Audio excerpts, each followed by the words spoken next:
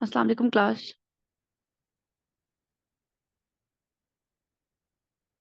वालेकुम सलाम। अभी तक सिर्फ 4 लोगों ने ज्वाइन किया आप में से।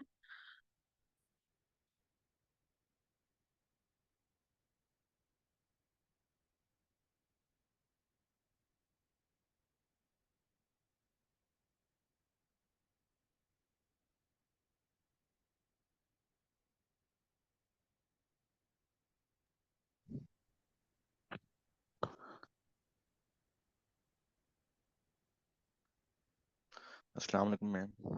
वालेकुम अस्सलाम। मैम जब इस्लामिया का पेपर अटेम्प्ट करते हैं तो उस पे मतलब कितने मतलब कहते हैं कि पेज को कितने कहते हैं, वो कितना कहते हैं, वैसे कितने मतलब वैसे है? 8 आप लोगों का किसी भी पेपर के लिए ना 8 पेजेस रखा करो, कोशिश किया करो 8 हो, ठीक है। राइट। Thank you ma'am. दूसरा, ये एक मिसकंसेप्शन होती है ना कि you need to have a symmetry, ठीक है। और आप एंड में पूरे नहीं कर सकते तो इसलिए आप शुरू से कम रखो। मगर ऐसे नहीं होता, देखो। आप अगर शुरू में ज्यादा एक क्वेश्चन आपको आता ज्यादा है सीएसएस के पेपर में ना, बहुत रेयरली ऐसे होगा, बहुत रेयरली ऐसे होगा कि आपको 4 से ज्यादा सवाल आते हो। 4 भी नहीं आते होते, ठीक है। पूरी सही। तरह से ना 4 भी नहीं आते। अब आपको जो बेहतर आता है, जिसपे आप लिख सकते हो 12-13 पेजेस, तो उस पे आप कम से कम अच्छे 8 सफ़े तो लिखो ना। बजाय इसके कि आप कहो कि मैं सारा कुछ बराबर करूंगा, और उस चक्कर में आप आखिर में आप एक सवाल के लिए 40 मिनट छोड़ दो, 40-45 मिनट, और उस पे आपको आते सिर्फ 2 सफ़े। तो आपने सिर्फ खींचना ही है, तो नंबर तो नहीं मिलेंगे ना उसके उतने। तो पहले हमेशा जी। वो करो जो आता है, और उस पर मैक्सिमम पेजेस लिखो, ठीक है। 10 एक्सीड मत करो, क्योंकि फिर आपका आखिर में एक सवाल रहता है। मतलब मेरा, अगर मैं कुछ ब्लंडर्स काउंट करूँ ना जो मैंने सीएसएस में किए हैं, मतलब जी। मुझे ये पता है कि मैंने इतनी फूल प्रूफ तैयारी की थी। अभी भी आप में से कोई भी मेरे नोट्स देखो तो मैं अपनी तरफ से इसी तरह करके गई थी कि बस मैंने इंशाल्लाह कोई भी पेपर में मार्क्स अपने नहीं कटवा के आने। जो बड़े ब्लंडर्स मुझसे हुए थे ना, दो के आज भी, मतलब मैं एक बैच को एसए की वो इंटरप्रिटेशन करा ली थी ना, तो मैंने जब आखिर 2023 का एसए पेपर देखा तो मैं यही सोच रही थी कि हमारे टाइम हर पेपर उन्होंने टिका के अनकन्वेंशनल सा भेजा था।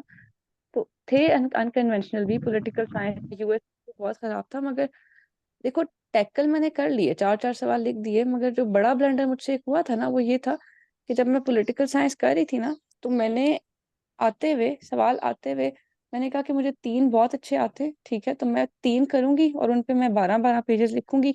फोर्थ ना भी हुआ तो खैर है, और एंड में फोर्थ फिर मेरा रह गया था। अब मैं यही राइट। सोचती हूँ कि अगर मैं फोर्थ करती ना, तो आपको उस पे देखो 6-7 मार्क्स, 8 मार्क्स मिल जाएं। कभी भी आपके पहले 3 बहुत अच्छे उतने नहीं दिलवाएंगे, तो हमेशा करो फोर्थ, ठीक है। इतना है छोड़ना है कि चौथा आपका हो जाए। मगर हाँ, जो आता है उसको शुरू में करो और उसको ज्यादा पेजेस अलॉट करो। मतलब 10 तक करोगे तो आप सेफ रहते हो, आपके पास चौथे के लिए वक्त भी बच जाता है, ठीक है। और चौथे में अगर आपको बहुत ज्यादा चीजें नहीं भी आती, तो वो आप सिर्फ एक फॉर्मेलिटी के लिए कि 5-6 नंबर मिल जाए, ठीक है, जीरो ना जाए, आप वो कर भी ले। तो करने चारों हैं, मगर प्रायोरिटी पे उनको सीक्वेंस करना है आपने। और उसमें यह है कि जो वो है ना, जो पहले वाले आपके होंगे, उनको आप दे दो 8 to 10 पेजेस, और अच्छे क्वालिटी मटेरियल दो उस पे। एंड में आप बेशक सही। 4-4 पेज कर लो। चौथा आप 4 1 पेजेस का भी कर सकते हो, 4-5, ठीक है ना। जब वक्त हो तो फिर तो 4-5 नहीं, लंबा ही करोगे अगर आता भी है, वक्त भी है। मगर अदरवाइज 4-5, ठीक है। सही। तो इस थैंक यू। तरह से आप ये चीज को करोगे। और दूसरा ना बच्चे, एक मेरी आजमाई हुई चीज के, आपको पता है, अगर आप में से किसी के पास है ना मेरे यूएस हिस्ट्री के नोट्स, मैंने यूएस हिस्ट्री बहुत दिल से पढ़ी थी, बट और and that was the subject जो मैंने प्योरली आउट ऑफ इंटरेस्ट लिया था। ना मैंने अपना ओवरलैप देखा था, ना बैकग्राउंड, ना कोई चीज। मगर यूएस हिस्ट्री बहुत बुरी हिट हो गई। अब आपको पता है, पेपर स्टार्ट होते ही मुझे याद है कि मेरे पूरे हॉल में एक बंदा भी नहीं बचा था। एक मेरे पीछे बैठा हुआ था, एक मैं थी। और वो पीछे वाला मुझे कहता है कि एक्सक्यूज मी जी, जरा आप ये बताएंगे आपने ये जो एक लफ्ज लिखा हुआ है, कौन से वाले सवाल के नीचे लिखना है। मतलब इतने बुरे हालात थे कि ये नहीं पता था कि किस सवाल में क्या लिखना है। बहुत बहुत मुझे खुद भी नहीं आता था, मेरा सर घूमना शुरू हो गया था वो पेपर देख के। मगर सही। मैंने कहा कि अब आखिरी, क्योंकि वो 12th पेपर था, तो I I like said to myself के पिछले 11 में उम्मीद है ना कि पास हो जाएंगे। 12वां खाली छोड़ दिया तो बस फिर यहाँ पे गेम ओवर हो जाएगी, तो कुछ तो मैंने लिखना है।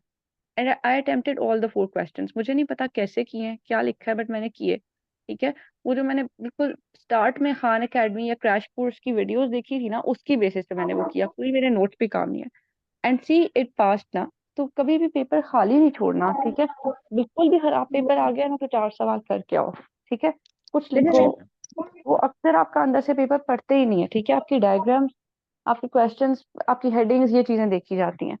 अच्छी प्रेजेंटेशन करके थोड़ी सी कोशिश करो, जो भी उस क्वेश्चन, आप पहली बात एक सब्जेक्ट पढ़ के तो गए हो ना, तो उस क्वेश्चन में एक रेलेवेंट टर्म ढूंढो, जो भी चीज आपको लगती है ना कि ये सुनी सुनी हुई टर्म है, ठीक है। इन केस कोई ऐसा पेपर आ गया है, कुछ नहीं आता, उस टर्म के ऊपर वो पेपर अटेम्प्ट करो, उससे रेलेवेंट हेडिंग्स लिखो और डायग्राम्स बनाओ, पास हो जाएगा पेपर, ठीक है। ठीक। सॉरी। अच्छा, आप स्टार्ट करते हैं। सीएसएस का बहुत अनप्रिडिक्टेबल पेपर आएगा, ठीक है, आप लोगों की वैसे मैडम हिस्ट्री तैयारी हिस्ट्री तो में नहीं से कौन होगा। सी मैडम ऑफ करनी चाहिए? बच्चे, मुझे तो यूएस हिस्ट्री पसंद बहुत थी, ठीक है। और दूसरा इसमें तो मसला से ये था का मेरे लिए कि यूएस हिस्ट्री मेरे मुझे सूट इस तरह करती थी कि शॉर्ट थी, मेरी हाउस जॉब थी ना, साथ हाउस जॉब में प्रिपेयर किया था, लंबी तो मैं नहीं कर सकती थी। मेरे हस्बैंड ने यूरोपियन की थी, उन्हें तैयारी में बहुत टाइम लगा था, मगर पेपर भी अच्छा आया था, स्कोर भी सुना है कि इस पर अच्छा आया हुआ है, जिन लोगों की डीएमसीज आ गई हैं। 1 मिनट बच्चे, सिर्फ आप लोग होल्ड करो।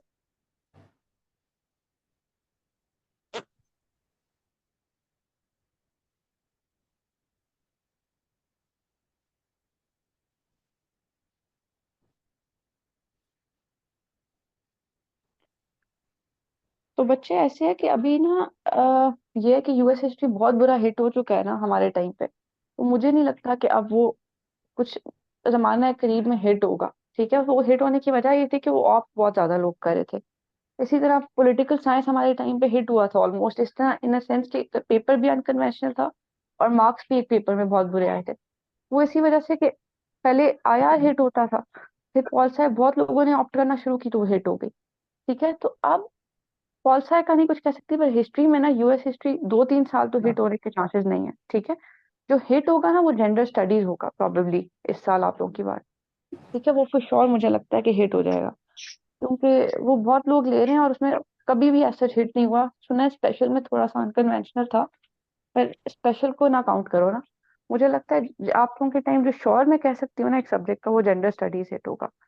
हिस्ट्रीज में आप यूरोपियन रखो तो उसमें स्कोर आता है, वो लेते ही बहुत कम लोग हैं, मेहनत बहुत है उसमें। और उसके अलावा जो एंडो पार्क है उसका ये है कि वो भी बड़ी है, मगर उसका स्कोर एवरेज सा आता है, ना बहुत ज्यादा ना बहुत कम, ठीक है। जी। तो आप यूएस भी ले सकते हो, यूएस इंटरेस्टिंग बहुत है, ठीक है, इंटरेस्टिंग है, छोटी है, स्कोरिंग भी अब शायद होगी, एवरेज सा स्कोर आ जाएगा, ठीक है, अब हिट नहीं होगी। अच्छा, राइट। आप स्टार्ट एक्सक्यूज मी करते मैम। हैं। मैम एक जी जी। सवाल है। जी जी पूछें। ये जो मैम क्वेश्चंस आते हैं ना कि right a 10 mark notes on any of two of the following, तो ऐसे सवालों को हम डाइसेक्ट कैसे करेंगे, मतलब ब्रेक डाउन कैसे करेंगे? वही सेम इंट्रो कंक्लूजन वो सारा कुछ लिखेंगे? हाँ हाँ ना, ऐसे ही होता है, बस सिर्फ आपने लिखना थोड़ा छोटा होता है, ठीक है इस मैम। तरह से, बाकी नहीं। मगर इतने ज्यादा ना, मेरा ख्याल है कि ये आप कर लो, मगर तब करो जब आपके पास टाइम हो, क्योंकि वो सवाल टाइम ज्यादा खा जाते हैं और स्कोर आपका उसी तरह का बनता है ना। तो ये कि मुझे ये लगता है कि बंदे को ना लंबे वाले ही करने चाहिए, 10 मार्क्स के नोट्स पे नहीं जाना चाहिए। हाँ, कोई ऐसी ठीक। सिचुएशन है और कोई ऑप्शन नहीं है तो फिर तो आप करोगे ना। अच्छा जी। Excuse me ma'am. जी पूछें।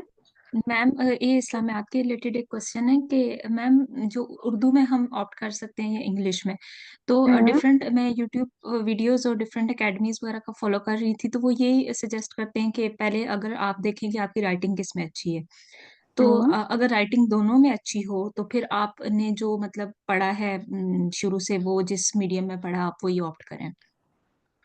बच्चे, तो मेरी मैम तो आप क्या रीजन, सजेस्ट मैं सजेस्ट आपको ये करूंगी कि मेरी रीजन ये थी ना इस्लामियात इसमें इंग्लिश में ऑप्ट करने की, कि देखो मैं 11 सब्जेक्ट्स इंग्लिश में लिख रही हूँ, ठीक है। बच्चे, उर्दू से बहुत मुझे मोहब्बत है, ठीक है। मेरे अपने दादा बहुत बड़े नेशनल लेवल के पोइट थे, मैंने खुद बचपन से पोइट्री लिखी है। उर्दू से मोहब्बत अपनी जगह, और उर्दू हर इंसान को आनी चाहिए पाकिस्तान में, आई एम कन्विंस्ड। पर टू बी ऑनेस्ट बच्चे, मैंने है ना आखिरी दफा खुल के उर्दू एफएससी में लिखी थी, ठीक है। मैंने लंबे पैसेजेस उर्दू के नहीं लिखे, उसके बाद शायरी लिखी हो तो लिखी हो, दैट्स इट, ठीक है। तो ये नेचुरल सी बात है कि मेरा उस पर हाथ नहीं बैठा। और सीएसएस में आपको 40 सफ़े लिखने हैं, ठीक है, 3 घंटों में, बहुत बड़ी बात होती है, ठीक है, बहुत ज्यादा वक्त लेता है। तो ऊपर से फिर सीएसएस की तैयारी में भी 11 सब्जेक्ट्स में जो है वो इंग्लिश में तैयार कर रही हूँ, राइटिंग प्रैक्टिस पूरा साल इंग्लिश में कर रही हूँ, तो मेरे लिए फिर उर्दू करना मुश्किल था, ठीक है। मतलब मैं, मुझे पता है मैं कभी भी पूरा ना कर सकती ना। तो और अगर कर भी लेती तो मेरी राइटिंग खराब हो जाती बहुत जल्दी एक आध सवाल करने के बाद। तो इसलिए मैंने, गलतियां होती मुझसे ग्रामर की या उसकी जो क्या नाम है इमला जो होती है उसकी, तो इसलिए मैंने नहीं लिया। अगर आपका आपकी साफ है, आप लिखते आए हो उर्दू, कुछ लोगों का जैसे उर्दू लिटरेचर सब्जेक्ट होता है, तो जाहिर बात है वो बंदा लिखता ही उर्दू आया है तो वो फिर उर्दू में ले, क्योंकि स्कोर उर्दू में ज्यादा आता है। इसी तरह जब आयतें लिखते हैं ना, मैंने आपको बताया था मैंने 45 आयतें लिखी थी तकरीबन, ठीक है, पेपर में, अरेबिक वाली। तो इंग्लिश की वजह से लिखी थी, अगर उर्दू होता तो मैं 30 पे भी सेटिस्फाइड होती, ठीक है। उर्दू में आपको इतने रेफरेंसेस भी नहीं चाहिए, अरबी में, उर्दू में आप बहुत सी शायरी इनकॉर्पोरेट कर सकते हो, ठीक है। इंग्लिश में तो फिर वेस्टर्न कोटेशन याद करने पड़ते हैं ना, मैं इकबाल के शेर तो नहीं लिखूंगी वहां पे। और दूसरा ये है कि स्कोर भी फिर भी नहीं आता इतना अच्छा जितना उर्दू में आता है, ठीक है। और उर्दू में स्कोर ज्यादा आता है। उर्दू में स्कोर ज्यादा आता है, इंग्लिश वैसे में भी थोड़ा मैडम, कम। अगर पीएमएस में हो तो वहाँ पे भी उर्दू कंपलसरी है, तो उसके लिए भी बेनिफिट है। और पंजाबी में भी मतलब वो भी उर्दू स्टाइल में लिखनी होती है, तो फिर 2-3 सब्जेक्ट बन जाते हैं। हाँ, पीएमएस में फिर आप कर सकते हो। इन सीएसएस मेरा भी था, मेरी सीएसएस पहली ऐसा मतलब एमबीबीएस के ना जो मेरा फाइनल ईयर था उसके फौरन बाद ये मेरी पहला एग्जाम था मेरा, ठीक है, 6 to 8 मंथ्स के बाद उसके। तो मेरा तो बिल्कुल हाथ नहीं बैठा हुआ था ना। तो वो फिर ये होता है कि बंदा अच्छा होता है कि उसी में ले ले जिसमें 12 बाकी 11 सब्जेक्ट्स आप कर रहे हो ना। जी। इस तरह से मैंने इसलिए किया था, ठीक है। दूसरा अप्रोच की बात होती है ना, कुछ लोग बड़े स्ट्रांग होते हैं कि वो शायरी लिख के उससे अपनी बात, अपना आर्ग्यूमेंट सपोर्ट कर लेंगे। मेरा ये था अपना, अगर आर्ग्यूमेंट सपोर्ट करती हूँ, आप लोगों ने मेरे देखे होगी इसमें भी, एसए में अगर जो बच्चे हो मेरे पास या बाकी सब्जेक्ट्स में, मेरी अप्रोच ये होती है कि मैं डे टू डे एग्जाम्पल से रिलेट करके पॉइंट्स पुट करती हूँ। तो वो इंग्लिश में करना आसान है ना, जैसे कल हम लोग इज्तिहाद पढ़ रहे थे। तो ये है कि इसलिए ना मतलब थोड़ा सा अपनी स्ट्रेंथ भी देखो कि आप किसमें बेहतर आर्ग्यूमेंट दे सकते हो। अच्छा, अब स्टार्ट करते हैं। मैम एक लास्ट क्वेश्चन है। जी जी, पूछें मैम शादी। जो पेपर होता है वो पूरा एक ही एग्जामिनर चेक करता है कि डिफरेंट क्वेश्चन जो होते हैं वो डिफरेंट एग्जामिनर्स के पास होते हैं? नहीं नहीं, पेपर जाता है, पूरा पेपर जाता है, ठीक है। और वो ये असल में ना जो कुछ चीजें हैं ना, ये बहुत बड़ी शॉर्टकमिंग्स हैं एफपीएससी के पार्ट पे, कि अब हम हमें देख रही थी ना अभी, जिन लोगों की डीएमसीज आई हैं, कुछ लोगों के इवन यूएस हिस्ट्री के अंदर 60 मार्क्स भी आए हुए हैं, हालांकि वो पेपर ही नहीं था 60 मार्क्स लेने वाला, ठीक है। और कुछ लोगों के अच्छे पेपर्स करके फेल भी हुआ है, ठीक है। इसी तरह मतलब मैंने खुद अपने एक जान पहचान वाले, मेरे साथ एक लड़की है, वो भी डॉक्टर है मेरे साथ, उसने हाउस जॉब की है, ठीक है। उसका एसए और प्रेसी फेल हुआ है, मगर उसने मुझे बताया था कि वो यूएस हिस्ट्री में कुछ लिख के ही नहीं आई, सही है, उसने सिर्फ एक सवाल किया था। और उसके बाद ना उसने मतलब वैसे ही सिर्फ सवालों की हेडिंग दे के ना, और नीचे मतलब यूं डायग्राम्स सी बना ली थी। और उसके आपको पता है 42 मार्क्स हैं यूएस हिस्ट्री में। तो कोई एक एग्जामिनर था जो फेल करता रहा है अच्छे भले पेपर्स पे भी, और कोई एक था जो अच्छे जो बुरे पेपर्स दे के भी ना, मतलब जिन्होंने सिर्फ वो लिखे वैसे क्वेश्चंस लिख के थोड़ा थोड़ा लिखा था, उस पर भी पास करता रहा है। तो एक ये चीज एफपीएससी के पार्ट पे बहुत बड़ी शॉर्टकमिंग है, ठीक है, कि वो ये चीज यूनिफॉर्मिटी नहीं इंश्योर कराते।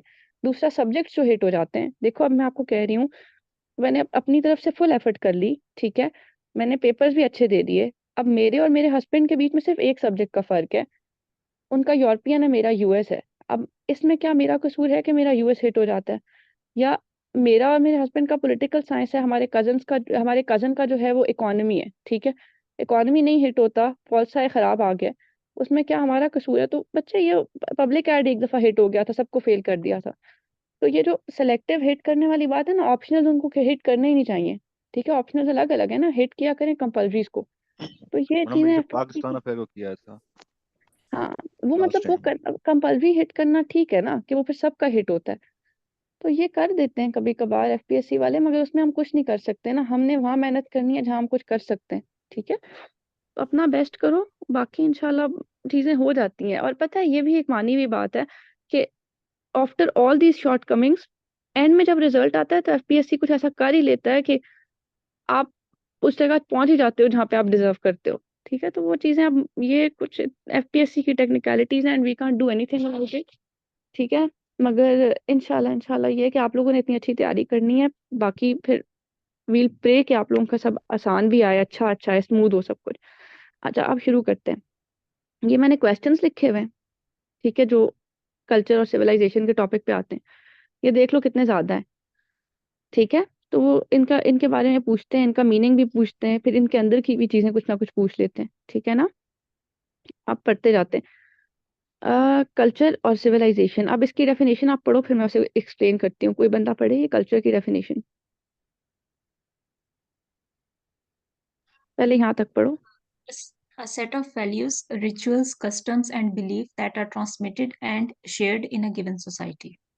हाँ, मतलब आपके पास एक मुआशरे के अंदर, ठीक है, ऐसी तहजीब, ठीक है, ऐसे जो रिवाज हैं, रीत रिवाज, कुछ आपके बिलीफ्स हैं, ठीक है, आपके, आप कह लो कि कुछ कुछ चीज़ों पे आपके जो अकायद हैं, ठीक है, वो सारे जो आपके मुआशरे में हर बंदा फॉलो करता है, और आप आगे अपने बच्चों को भी, अपनी आने वाली जनरेशन को भी ट्रांसमिट करते हो, आपने अपने बाप दादा से लिया होता है। इस सब को कहते हैं, ये आपका कल्चर है, ठीक है। ये एक इसकी सिंपल डेफिनेशन है। अब एक बंदा है रील फील्ड, ठीक है, आपने उसकी डेफिनेशन भी देखनी है, क्या कहता है वो, पढ़ो, रीड करो, इसको रीड करें। A culture is an organized body of conventional understanding manifested in art art art outcraft, art and outcraft which art persists art through the craft, art and art craft art craft, art and art craft which persists through the tradition and ma'am ये थोड़ा visible नहीं है and characterize a certain human group. characterize a certain human group. इसका ये मतलब है ना कि आपके पास एक कन्वेंशनल अंडरस्टैंडिंग मतलब कि आपकी जो स्टीरियोटाइप बन जाती है, जो डीप रूटेड एक अंडरस्टैंडिंग बन जाती है चीजों को लेके, ठीक है ना, ये उसका एक पैकेज है, उसका एक ऑर्गेनाइज्ड पैकेज है, ठीक है, जो मैनिफेस्ट कैसे होता है, दिखता कैसे है आपके आर्ट में, आपके आर्ट क्राफ्ट में, ठीक है ना। और ये एक ऐसा आर्ट एंड आर्ट क्राफ्ट है जो आपके ट्रेडिशंस के थ्रू, मतलब दो दो बातें बता रहा है बेसिकली। देखो, एक वो कहता है कि ये है क्या, मजमुआ है आपकी कन्वेंशनल अंडरस्टैंडिंग का। पहला पहला इसमें चीज आप लोग अंडरलाइन करो, कन्वेंशनल अंडरस्टैंडिंग, जो आपकी एक कन्वेंशनल अंडरस्टैंडिंग है चीजों को लेके, उसका मजमुआ है। अब ये मैनिफेस्ट किस में होगा, बाहर किस में नजर आएगा, एक्सप्लिसिटली आर्ट और आर्ट क्राफ्ट में, ठीक है। और परसिस्ट कैसे करेगा, मतलब खत्म क्यों नहीं हो जाता, क्यों ये कन्वेंशनल अंडरस्टैंडिंग रह रही है, ट्रेडिशन के थ्रू, आपके जो रिवाज है, ट्रेडिशन है, जो हर जनरेशन से आगे पास ऑन हो रहा है, ठीक है ना। और तीसरी चीज, कैरेक्टराइज क्या करता है, एक सर्टन ह्यूमन ग्रुप, ठीक है ना, एक सर्टन सोसाइटी। जैसे हम कहते हैं एरब्स, एरब्स का कल्चर ये है, इंडियन सिविलाइजेशन का कल्चर, इंडियन का कल्चर ये है, ठीक है। आप कह लो सिंधीज का कल्चर ये है, बलोचिस का, ये सर्टन ह्यूमन ग्रुप है ना। तो it it is a conventional understanding का मजमुआ, जो कि एक ह्यूमन ग्रुप के ऊपर अप्लाई होता है, ठीक है, आर्ट की तरह, आर्ट के थ्रू मैनिफेस्ट होता है, ठीक है। और उसके अलावा परसिस्ट कैसे करता है, रिवाज के थ्रू, जो generation on to generation pass on होगा। अब ये डेफिनेशन आसान लग रही है आपको, ये 3 पार्ट्स में करके, है क्या, कन्वेंशनल अंडरस्टैंडिंग का मजमुआ, और पास कैसे होती है, इस चीज से एक्सप्रेस कैसे होती है, वो आपने बता दिया। और उसके अलावा ये कि पास कैसे होती है, एक्सप्रेस कैसे होती है, और कैरेक्टराइज किसको करती है। अब ये क्लियर हो गई 3 बातें। अब ये डेफिनेशन कर लोगे यस याद मैम। ब्रेक करने के लिए। Yes ma'am. ये अच्छी है ना, जब आप इसको रेफरेंस दोगे ना रियल फील्ड का, तो आपको ज्यादा ये फायदा देगी। अच्छा, अब आप लोग जरा सिविलाइजेशन की करो, इसके कोरिस्पॉन्डिंग।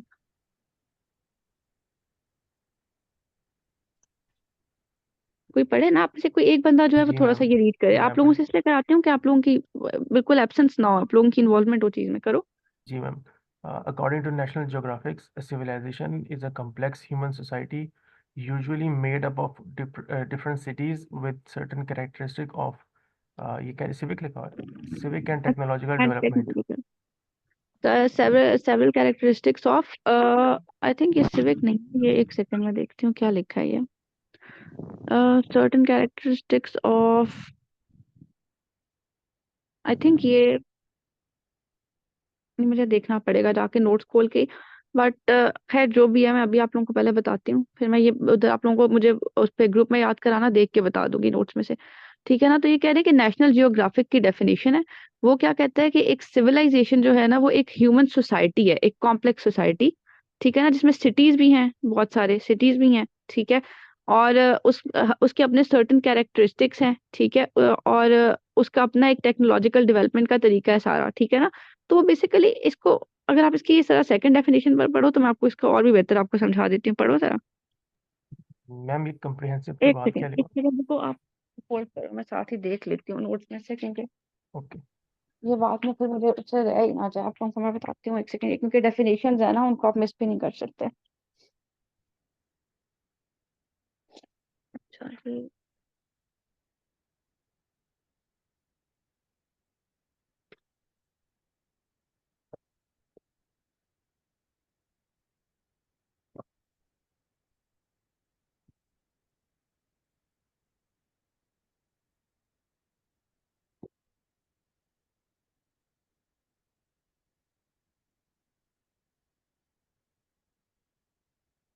ये हमारे पास है।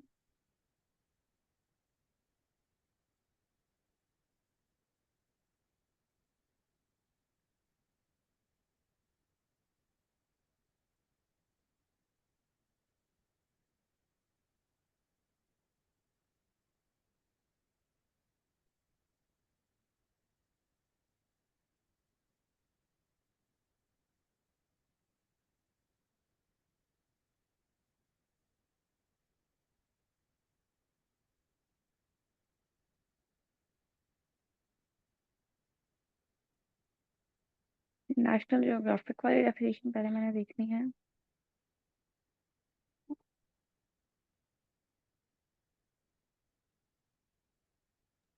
मैम कल्चरल है, I check from Google.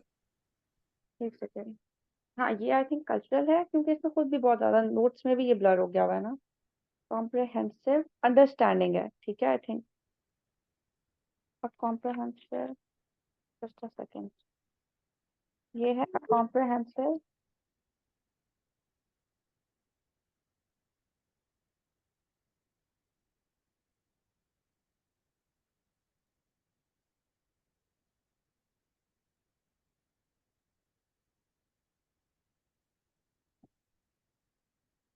Comprehensive human central.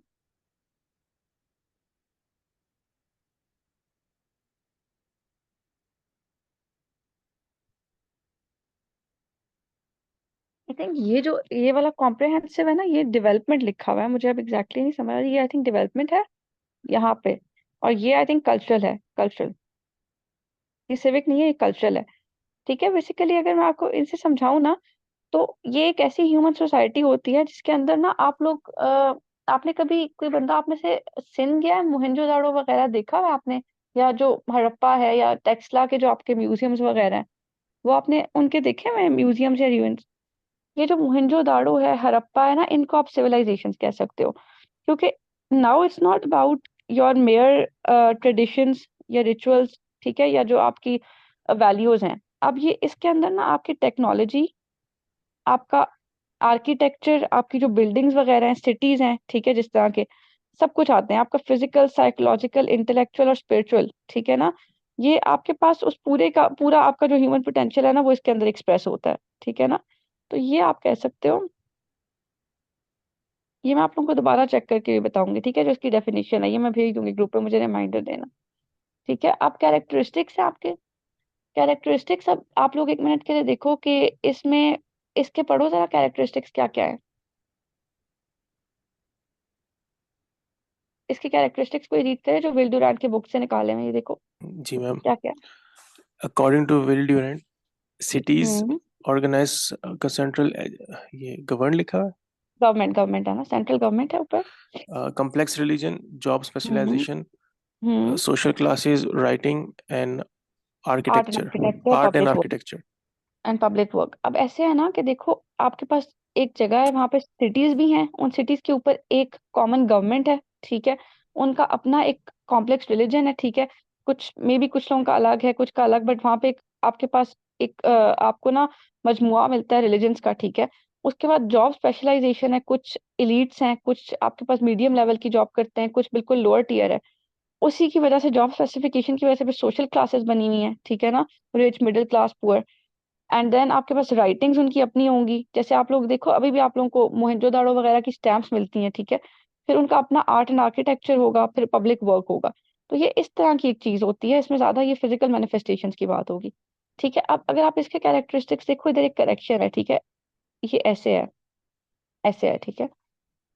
ये ऊपर होगा और ये नीचे होगा। इसमें जरा ये पढ़ो, ये आप लोग खुद करेक्ट कर लेना, ठीक है, नोट्स में। ये एक चीज ये ऊपर होगी और ये नीचे होगा। अब ये पढ़ो इसके कैरेक्टरिस्टिक्स, इसके Beliefs, characteristics. customs, values, rituals, language, language, symbol, stones, artifacts. हाँ, अब आप लोग देख सक रहे हो नोट, आप लोग अप्रिशिएट कर रहे हो इनका जो डिफरेंस है दोनों का। जी मैम। Yes. ये- हाँ, कि एक आपके पास बहुत ज्यादा ब्रॉड चीज है, ठीक है ना, कि जिसमें आपके पास सिटीज भी हैं, उनके अपने रिलीजन्स हैं, ऊपर उनकी सेंट्रल गवर्नमेंट है, जॉब स्पेसिफिकेशन है, सोशल क्लासेस बनी हुई हैं, अमीर गरीब बिल्कुल मिडिल क्लास, ठीक है, इस तरह से। फिर आपके पास वहाँ पे उनकी अपनी कुछ राइटिंग्स हैं, मैन्युस्क्रिप्ट्स हैं, ये सब कुछ। जबकि इसमें आपके पास ये सिर्फ आपका ना रिचुअल्स और ये सब चीजें आपकी इसमें आ जाती हैं। जैसे आप देखो, अगर मैं आपसे कहूँ कि आपकी जो अ, एक इंडियन सिविलाइजेशन है, ठीक है, आप मतलब तकरीबन ना सारे इसके अंदर आ जाते हो, ठीक है ना, ये बहुत सारे आप लोगों के ऊपर भी टू सम एक्सटेंट वो अप्लाई हो जाएगी। मगर कल्चर जो है वो आप सबका अपना अपना है ना। इवन पाकिस्तान के अंदर सिंधीज का अपना कल्चर है, ठीक है, जो आपके वो हैं बलोची हैं उनका अपना है, केपी के वालों का अपना होता है, पख्तून्स का, ठीक है। तो ये वाली चीज है, कल्चर थोड़ी सी एक नैरो चीज है। अब आप लोग जरा ये देखो कैरेक्टरिस्टिक्स, इसका यहाँ से रीड करो,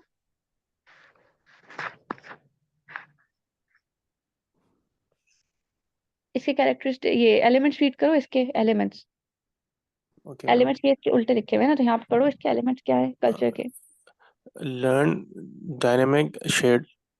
हाँ, मतलब कल्चर को ना आप लर्न करते हो, ठीक है, इस प्रोसेस को कहते हैं इनकल्चरेशन, ठीक है ना। दूसरा, एक तो ये लर्न होता है, जाहिर बात है, आप पैदा हुए थे तो आप किसी कल्चर के तो नहीं थे ना, आप वहां पे आपने सीखा ना, वो अपने बाप दादा से, अपने अम्मा अब्बा से सीखा हो, ठीक है। दूसरा, इट्स डायनामिक, ठीक है ना। डायनामिक का मतलब ये है कि ये आगे चलता जाता है, ठीक है, स्टैटिक नहीं होता किसी एक जगह। एंड दूसरा ये है कि ये शेयर्ड होता है, जो एक जगह पे लोग हैं ना वो सारे इसको शेयर करेंगे, ठीक है ना। ये नहीं है कि मेरा कल्चर अलग और आपका कल्चर अलग और मेरे साथ वाले घर में किसी और का कल्चर अलग, ठीक है ना। एक जगह पे जो लोग हैं, जो एक कल्चर के लोग हैं, अगर सारे पश्तून हैं तो वो शेयर करेंगे इसको। तो ये डायनेमिक है, ठीक है, इसमें ओवर टाइम कुछ एडिशंस या सब्ट्रैक्शंस भी हो सकती हैं और ये आगे पास ऑन होता जाएगा। एंड ये है कि ये लर्न होगा, ठीक है ना, ये हर जनरेशन जो है वो दूसरे से लर्न करेगी, ठीक है, इस तरह से होता है। ये तीन इसके ना एलिमेंट्स होते हैं। अब आप जरा ये देखो उसके, बल्कि एक सेकेंड एक सेकेंड एक सेकेंड एक सेकेंड, आप लोगों को मैंने एक चीज यहाँ पे ठीक नहीं बताई। ये करेक्ट लिखा हुआ है, कैरेक्टरिस्टिक्स ये करेक्ट लिखे हुए हैं, यहाँ पे उल्टा करना है, यहाँ पे, ठीक है। इसके जरा आप पढ़ो कैरेक्टरिस्टिक्स, ये पढ़ो इसको। ये इसके एलिमेंट्स होंगे, ठीक है, सिटीज ऑर्गेनाइज्ड, मतलब जो सिविलाइजेशन है, और उसके कैरेक्टरिस्टिक्स ये होंगे, political organization, economic provision, moral tradition, pursuit of knowledge and art, ठीक है ना। मतलब कैरेक्टरिस्टिक्स जो होंगे ना वो कल्चर के होंगे कि वो लर्नड है, डायनामिक है और शेयर्ड है। और सिविलाइजेशन के होंगे कि वहाँ एक पॉलिटिकल ऑर्गेनाइजेशन भी है, इकोनॉमिक प्रोविजन भी है, मॉरल ट्रेडिशंस भी हैं और pursuit of knowledge and art भी है लोगों के बीच। ये कैरेक्टरिस्टिक्स हैं। एलिमेंट्स जो है ना इसके ही होंगे, beliefs, custom, values, rituals, language, symbols, stones, artifacts, और इसके ये एलिमेंट्स होंगे कि यहाँ सिटीज हैं, ऑर्गेनाइज सेंट्रल गवर्नमेंट है, कॉम्प्लेक्स रिलीजन है, ठीक है। इधर उल्टा करना है, ठीक है, सॉरी ये एक मुझसे यहाँ पे चीज गलत हुई है, इधर उल्टा करना है, यहाँ पे उल्टा लिखा हुआ है, क्योंकि मुझे ये याद था कि यहाँ पे कहीं मैंने उल्टा किया था, मगर ये इधर उल्टा होगा, क्योंकि ये जो है ना ये एलिमेंट्स लिखे हुए हैं, ये कैरेक्टरिस्टिक्स हैं, ठीक है। ये आप लोगों को यहाँ तक समझ आई है चीज के पॉलिटिकल ऑर्गेनाइजेशन, इकोनॉमिक प्रोविजन, ये इनके कैरेक्टरिस्टिक्स है, जैसे वहाँ पे ये तीन कैरेक्टरिस्टिक्स थे। Yes किसी मैम। को मसला तो नहीं है इसमें, कर लोगे ये खुद, Yes, ma'am. इसको अपने पास अपने यस मैम। पीडीएफ में ना खुद यूं मार्क कर देना, ठीक है, ऐसे कि आप लोगों से बाद में रिवीजन में गलती ना हो, ठीक है। अच्छा, उसके बाद आप लेयर्स देखो इसकी,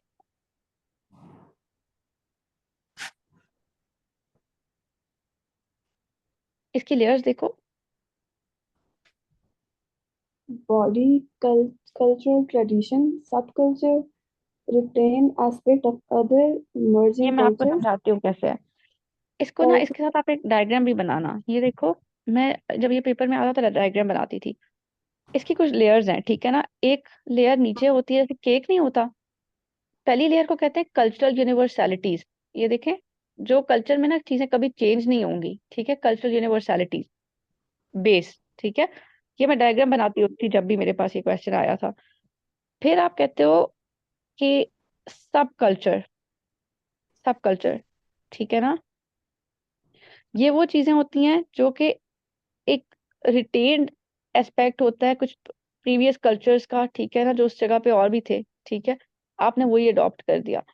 और फिर ऊपर एक होता है आपका कल्चरल ट्रेडिशन, ठीक है, जो बॉडी है, कल्चरल ट्रेडिशन, बॉडी, सब कल्चर और कल्चर यूनिवर्सलिटी, ये सबसे ज्यादा कांस्टेंट होता है, ठीक है ना। मतलब आप समझो कि आपके परदादा थे या उनके अब्बू थे, ठीक है, आपके जो ग्रेट ग्रेट ग्रैंडफादर थे, ठीक है, उनके जमाने में भी यही होगा, आपके जमाने में भी यही होगा, आपकी 4-5 जनरेशन के बाद भी ये यही रहेगा, ठीक है ना। ये चेंज एज सच नहीं होता। फिर ये भी थोड़ा सा कांस्टेंट होता है, इसमें ये होता है कि अगर आगे जाके वो थोड़ा सा कल्चर चेंज भी हो गया ना, तो वो पिछले कल्चर की कुछ चीजें अडॉप्ट की जाएंगी, ठीक है ना, यूनिवर्सलिटीज वैसे ही रहेंगी, और फिर कुछ सुपरफिशियल चीजें भी अडॉप्ट की जाएंगी। और फिर उसके बाद बिल्कुल ऊपर बॉडी पे जब आप आते हो ना, तो ये बिल्कुल वो चीजें होती हैं जो आपके एक पर्टिकुलर जनरेशन में कल्चर की मैनिफेस्ट हो रही हैं, ठीक है।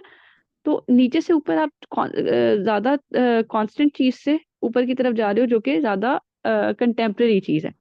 थोड़ा सा क्लियर हुआ है? आप लोग देखो, आप देखते हो, मैं आपको बताती हूँ एग्जांपल। आपके पास मुझे पाकिस्तान में कोई भी ऐसी एक्ट्रेस बता दें जिसके नाम के आगे खान आता है। इमरान खान, मिनाल खान। नहीं, वो वाला खान नहीं, सही वाला खान। खैर, अच्छा, आप लोग, चलो मैं आपको वैसे, क्योंकि आप लोगों को डे टू डे एग्जांपल देने की कोशिश कर रही हूँ। आप लोग, you might know this girl, Nemal. Nemal Nemal, flower. हाँ, जानते हो? अब यस। यस। ठीक है, I I know her personally, और she is our far flung cousin. उसका ये है कि वो सही वाली पठान है, ठीक है। Now she is performing well in showbiz, ठीक है। क्या पठानों में ये एक्सपेक्ट किया जाता है कि वो बहुत ज्यादा इस तरह से, मतलब even I have my cousins, ठीक है, मेरा तो चलो फिर भी ये कि I am somewhat a very, आप कह लो कि आप, आपकी अपनी एक इंक्लिनेशन होती है टुवर्ड्स योर ट्रेडिशंस, मगर मेरे अपने बहुत से कजन हैं, वी आर सवाती, ठीक है, वी आर पठान।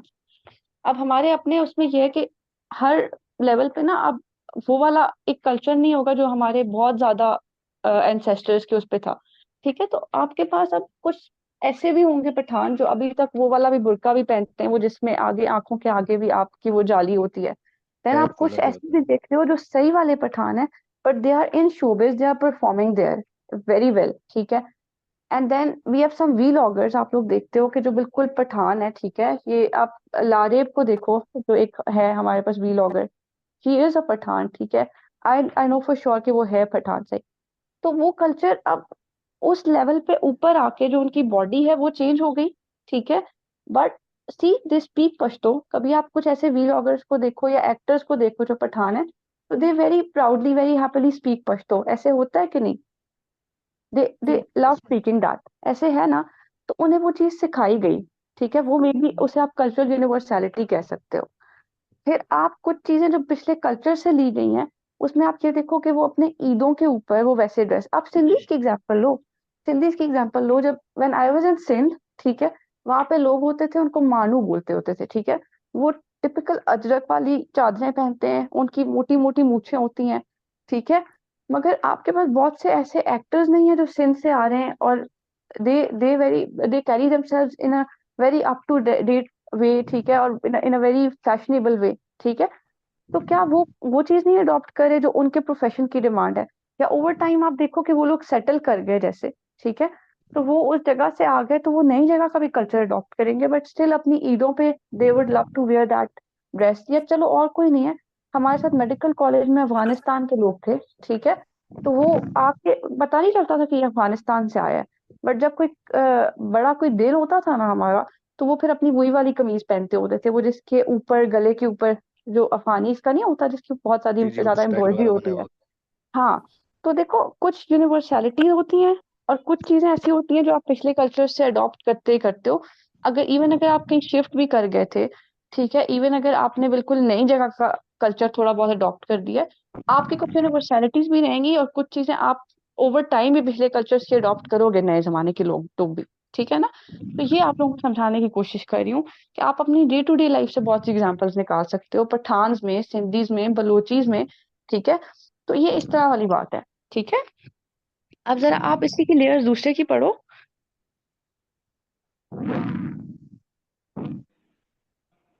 इसको देखो, सिविलाइजेशन को, क्या सिविलाइजेशन की भी लेयर्स हैं? Civilization form under certain conditions, and if the condition do not persist. Not persist. अब आप लोग मोहनजोदाड़ो की स्टोरी जानते हो? Yes. कोई जानता है? देखो, मोहनजोदाड़ो, अच्छा चलो मोहनजोदाड़ो को ले लो।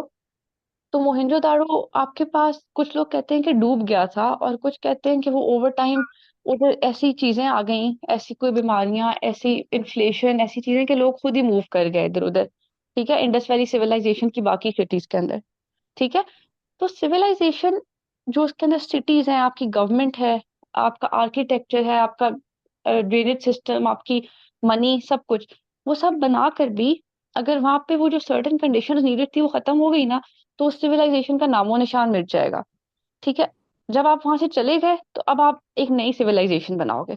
ये नहीं होगा कि ये आप दोबारा आके वहां पे, मतलब मैं अगर एबटाबाद में थी, ठीक है, मेरी स्कूलिंग वहां थी, या मेरा मेडिकल कॉलेज वहां था, मैं यहाँ इस्लामाबाद हूँ, और अब मैं इस्लामाबाद में कहूँ मैं एबटाबाद बनाऊंगी, वो तो पॉसिबल नहीं है ना। ठीक है, ये नई जगह है, मैंने यहाँ पे नई एक जगह को एम्ब्रेस करना है, रादर देन मैं कहूँ अब इसको वो बनाना है, इसका नाम भी चेंज करना है, इसमें सब कुछ।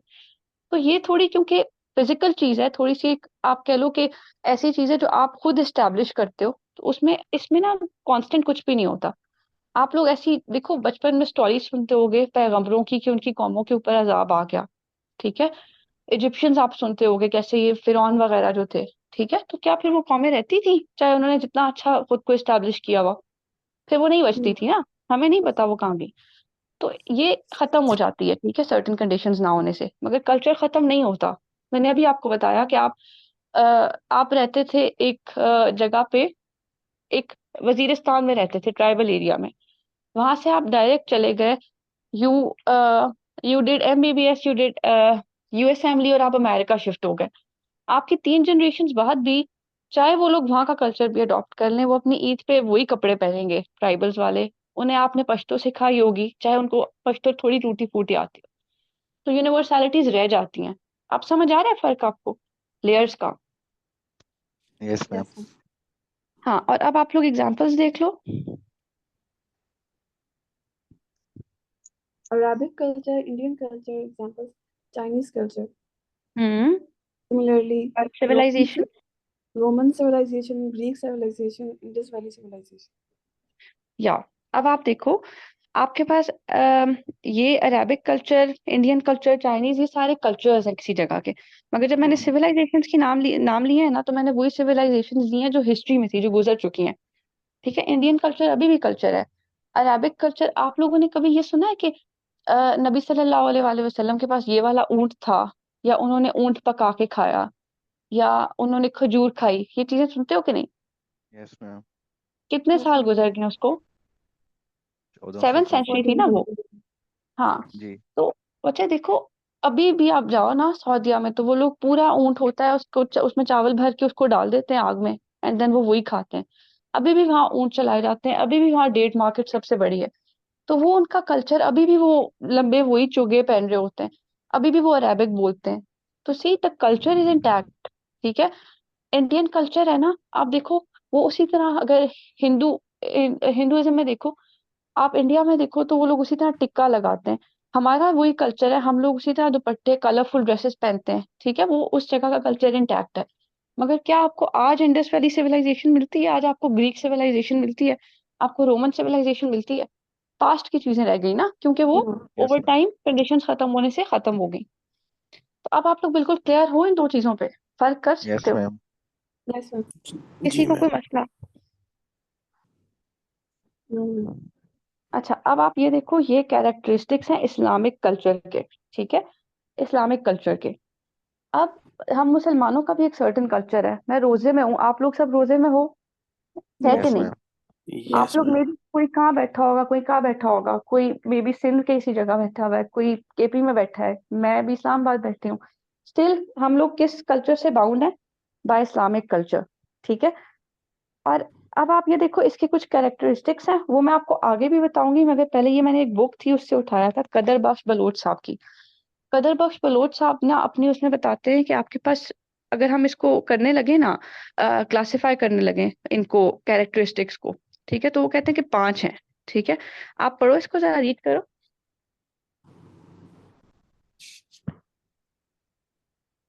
रीड करो कोई Basic बंदा। हाँ, इनको रीड करो। characteristic according to Qadar Bash Baloch. Hmm Tawheed, monotheism, sovereignty of Allah, universality, openness and pluralism, moderation, और and इटर्निटी। yes, eternity. ठीक है, ये इटर्निटी है। ठीक है, तो सबसे पहले वो कहता है मोनोथीइज्म है। ये देखो, ये तो हम सब मानते हैं ना कि अल्लाह एक है। ठीक है, Yes. तो और अल्लाह ही की, हम क्यों, हमारे ऊपर जो अल्लाह ही है उसी की सारी सोवरेनिटी है, हमने उसी का हुक्म मानना है, और वो ये तौहीद का कॉन्सेप्ट है। देन यूनिवर्सैलिटी इसका कैरेक्टरिस्टिक है कि ये यूनिवर्सल है। वो जैसे मैंने आपको बताया नहीं था उस दिन, कौन सी आयत दी थी कि जैसे मैंने कहा, वमा अरसलनाका इल्ला रहमतल लिल आलमीन, कि हमने इनको पूरी जहान के लिए रहमत बना के भेजा। This was used for profit सल्लल्लाहु अलैहि वसल्लम ना। तो वो Yes. इसीलिए बोला गया था कि रहमतुल लिल आलमीन का ये मतलब है कि पूरे यूनिवर्स के लिए। तो ये टीचिंग्स यूनिवर्सली एप्लीकेबल है। देन ओपननेस एंड प्लूरलिज्म, इस पे मुझे कौन आयत बताएगा? ये तो बहुत इजी है, सुबह मैंने ऐसे की क्लास में भी बताई थी आपको, मॉर्निंग वालों को, 6 to 7 वालों को। जो वो सख्ती वाला था। सूरह बकरा 256 आयत है। ठीक है, देयर इज नो कंपल्शन इन दीन। ठीक है यस। ना। एंड देन आपके पास प्लूरलिज्म बेसिकली यही है ना कि आपको एक तो ओपन हो, किसी पे जबरदस्ती नहीं है, लोग आपको बाय चॉइस अडॉप्ट करेंगे आपके दीन को। ठीक है ना। ये फिर आप इसको, इसके अंदर माइनॉरिटी राइट्स की बात भी कर सकते हो। फिर मॉडरेशन है, वो जैसे आप लोगों को unity of matter and spirit बताया था। ठीक है, unity of worldly life and वो बताया था, the the religious life and the worldly life, spiritual life और वर्डली लाइफ के बीच में। तो ये वो मॉडरेशन का मतलब होता है बैलेंस ना, कि आप एक्सट्रीम पे ना जाओ, ना एक्सट्रीमली बाहर हो जाओ अपनी मोरालिटी से, और ना बहुत ज्यादा उसमें डल हो जाओ कि किसी गार में जाके बैठ जाओ। एंड देन इटर्निटी के, ये ता क़यामत रहेगा। ठीक है, इटर्नल वो चीज होती है जो कि खत्म नहीं होती। ठीक है, सरवाइव करती है। अच्छा जी, अब ये मैंने इसमें ना कुछ और कोई चीज आगे पीछे की हुई है, जस्ट अ सेकेंड।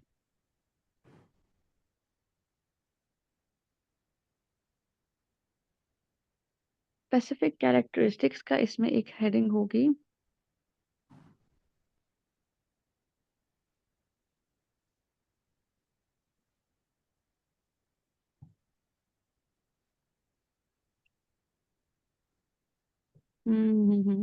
ये ना बच्चों, ये मैं आपको रीऑर्डर करके दूंगी। ये मैंने रीऑर्डर किया हुआ खोला हुआ है या मैंने नहीं खोला हुआ रीऑर्डर किया हुआ? नए वाले पीडीएफ में तो मैंने रीऑर्डर कर दिया था। ये आई थिंक पुराना खोला हुआ है ना मैंने। हाँ, ये पुराना खोला हुआ है, ये मैंने नए वाले में सेट किया हुआ है। ये आप लोग अभी देख लो, फिर नए वाले में आपको ये सेट हुआ हुआ मिल जाएगा। ठीक है, एक सेकेंड। हाँ, ये अब ये वाला पढ़ना है आपको, ये पढ़े। ये जो कदर बख्श फरोश के तो कर लिया, मैं आपको वैसे अलग से बता रही हूँ कि स्पेसिफिक क्या कैरेक्टरिस्टिक्स होते हैं। ये पढ़े कोई? मोनोथीज्म है। ठीक है, कि तौहीद आपके पास बेड रॉक ऑफ सिविलाइजेशन ना, मोनोथीज्म की बात है। इसमें क्या होगा, इसको जो उर्दू वाले हो ना वो तौहीद लिखोगे। ठीक है, मोनोथीज्म को। अब जरा इसको पढ़ो, वादनियत का कॉन्सेप्ट ना, वादनियत या मोनोथीज्म। अब आप इसको जी मैम। पढ़ो। Tawheed as a bedrock of Islamic civilization. Qul hmm huwallahu ahad. हाँ, Say इसमें he सबसे is अच्छी Allah आयत the ये है। one. और ये आपको वो जो उसने नहीं कही थी इन्नी वजातु वाली, वो यहाँ पे लिखी हुई भी है। ये देखो, अल्लाह नाम की आयत है। अब ये यहाँ पे आपको मिल जाएगी लिखी हुई। ठीक है, वो जब मैंने आप लोगों को उस दिन पढ़ाया था ना, इस्लाम, तो मैंने आपको उसमें फिर बताया था ना कि कुछ कैरेक्टरिस्टिक्स थे इस्लाम के। तो उसमें हमने सबसे पहले सोवरेनिटी ऑफ अल्लाह किया था। तो मैंने कहा था एक कुल अल्लाह वखद है, एक मौलाना मौदूदी के 6 वो हैं उसके इफेक्ट्स, और एक ये वाली आयत है इन्नी वजातु वाली। तो ये वहां से मिटी हुई थी। ठीक है, अब यहाँ से ये देख लेना। ठीक है। अच्छा, अब मैंने जो भी कैरेक्टरिस्टिक लिखा है ना, जो भी कैरेक्टरिस्टिक लिखा है, ठीक है, अक्सर ना आपके पास एक सवाल आता होता है। ये देखो, एक सवाल इसमें आता है, अम, एक second, throw light and detail on this, explain this and ये ना जब वो कैरेक्टरिस्टिक्स मांगता होता है ना, कैरेक्टरिस्टिक्स ऑफ इस्लामिक कल्चर, ठीक है, तो वो बेसिकली उसका उसका ना एक इम्पैक्ट, मुझे अब याद नहीं है कि वो कौन से सवाल में था, वो कभी कभी ना उसका ये कहता होता है कि इम्पैक्ट बताएं कि ह्यूमन पर्सनालिटी के ऊपर उसका या क्या रोल होगा, मुझे एग्जैक्टली याद नहीं है, इस तरह कोई सवाल था, इसलिए मैंने क्या किया था ना कि एक सेकेंड, इधर क्या वो, हाँ ये इस तरह का कोई सवाल था ना, तो इसलिए मैंने ये किया था कि मैंने जो जो कैरेक्टरिस्टिक पढ़ा था ना यहाँ पे, जो भी कैरेक्टरिस्टिक, जैसे मोनोथीइज्म है तो मैंने उसके नीचे लिख दिया था कि सिविलाइजेशन में इसका क्या रोल है, ठीक है, जो आपके पास मुस्लिम एक सिविलाइजेशन बनेगी, ठीक है ना, उसमें इसका क्या रोल है, ये उसको किस किस तरह से इम्पैक्ट करेगा।